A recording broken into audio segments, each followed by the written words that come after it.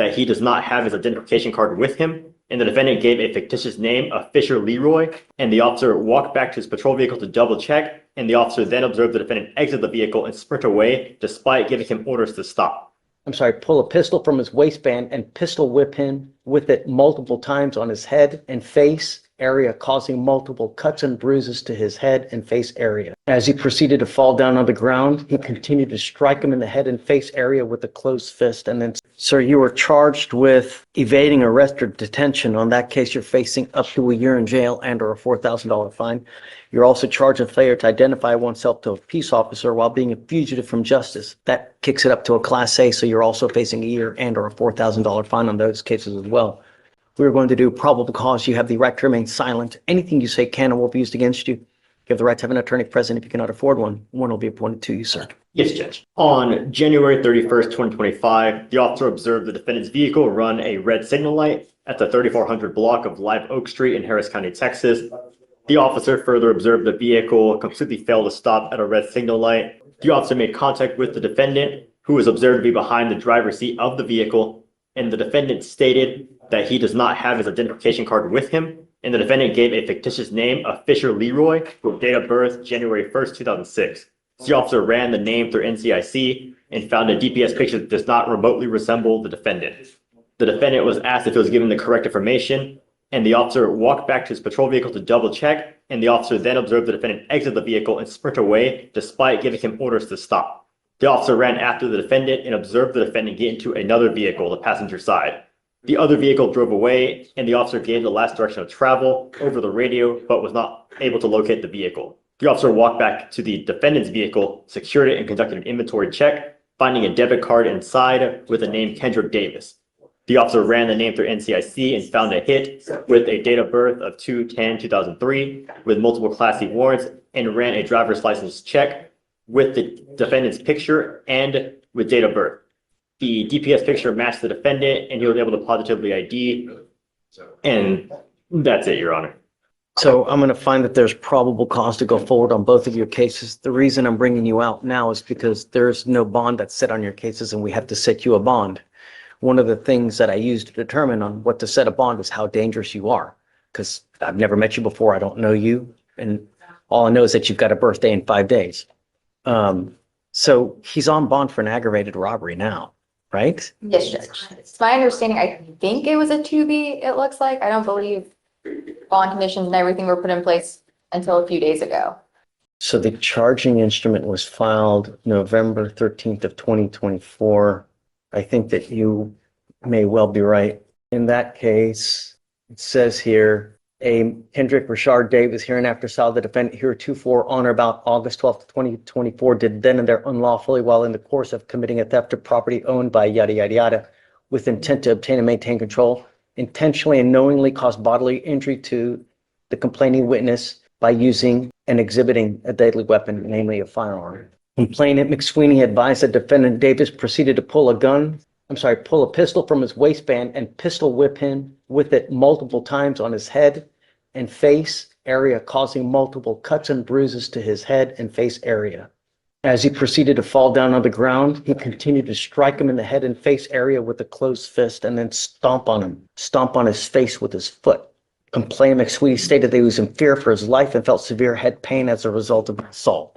I see that he has also picked up an evading arrest in a motor vehicle the day after our two cases. I guess that's how they caught up to him, right? They must have him, and they found him, and that's when they arrested him on that, and then got picked up on me, I believe. Okay, so what happened in that case? Is he like driving 100 miles an hour? Is he? Yes, Judge. It says that the officer observed the defendant conduct an improper turn and failed to turn into the correct designated lane. They activated their lights and sirens, and the defendant evaded at speeds of 90 to 115 miles per hour for 3.5 miles on the highways and multiple residential and business streets. This defendant is an absolute menace to society, and the fact that he's still out here roaming around is terrifying. He shouldn't be walking free, he shouldn't be driving cars, and he definitely shouldn't be around normal people just trying to live their lives.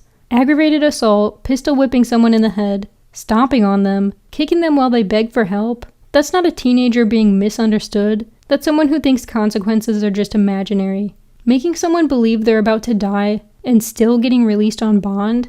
That's wild. And then what does he do with his freedom? Goes right back out stealing cars, running from police, and acting like his life is one big action movie. When judges talk about protecting society, this is exactly who they're talking about. He has no care for anyone but himself, zero remorse, zero responsibility, zero accountability. The legal system gives him an inch, and he sprints a marathon with stolen rims in a police chase. This isn't a mistake, this is a pattern. And patterns like this end one of two ways: prison or the morgue. Honestly, the craziest part is how he stands there looking smug as if the judge is inconveniencing him. That lack of empathy, that's a giant red flag in criminal justice. Judges see that look and instantly know this isn't someone who's going to change just because he got yelled at. At this point, the courtroom should come with a welcome back sign just for him. Okay. I think that you are an extreme danger to our public, and I'm going to do everything in my power to protect our public. The first thing I'm going to do is I'm going to be with me today, promising me you're not going to drive. I don't give a rat's behind what is going on in your life. I don't care if there's a burning building. You have to say 50 kittens. If I find that you drive, I can have a contempt hearing. You can be facing an additional 6 months of jail and a $500 fine every time you get into a car and drive. Do you understand? Yes, sir. I'm also putting in this affidavit that you're not supposed to be in possession of any weapons as well. If I find that you have a weapon, because I don't know if you're going to get out or not, and because these cases, because of the nature of the aggravated robbery, because of the nature of this one, I'm making his bonds high, I'm going to set them at 20,000 each. So can I make an argument? Yes, Okay. absolutely. you, I Judge. don't want to get ahead of myself, please. Yes. So I was appointed to Mr. Davis this morning. I was able to talk to him a little bit in the holdover. We are requesting PR bonds for both of the cases. He's 22 years old. He's 21 years old. He's lived in Houston his whole life. He has a lot of family in Houston, his grandparents, mom, daughter, and siblings. Prior to being in custody, he was working at Builders First Source for around a month. Mr. Davis also lives with his grandfather who has cancer. Mr. Davis is his caretaker, is my understanding. Mr. Davis has no savings and was found to be indigent by the court, so we are requesting a PR bond. I think that he is just a complete danger to our public. I can't possibly give him a PR bond due to the nature of both of the charges that you are facing now. I think that you're a flight risk. You've done everything in your power to evade capture. You've produced false names. So I find by clear and convincing evidence that you're an extreme flight risk. You're a danger to our community. And I'm going to set your bonds each at $20,000. I don't know if you're going to be able to post bonds, but and I'm going to order you to obtain a GPS monitor on your ankle. Like I said, you will be signing an affidavit with me today, promising me you're not to be in possession of any weapons and not to drive any vehicle whatsoever for any reason. If you do, I can have a contempt hearing. Do you understand? Yes, sir. So I guess the felonies are set for April 7th. I don't like to set them out too far just in case. If you want to, we can do up to 30 days. It's up to you. That's perfect. And then we'll come back. I don't know. We'll see what circumstances have changed, and then we'll go from there and just keep us in the loop. Okay, thank you. All right. I need you to sign this for me. I need him to sign bond conditions with Felicia, and then after that, it's pretty done. Okay. Do we excuse? Yes, ma'am. And thank you for everything. How in the world is he only 21 years old and already causing this much chaos? Most 21-year-olds I know are grinding at work, finishing school, or trying to build a future, not speedrunning felony achievements like it's a competition. Is he a lost cause? Or is there actually a chance he wakes up one day and realizes this lifestyle ends in handcuffs, or worse? Because there is absolutely no way he's posting two separate $20,000 bonds.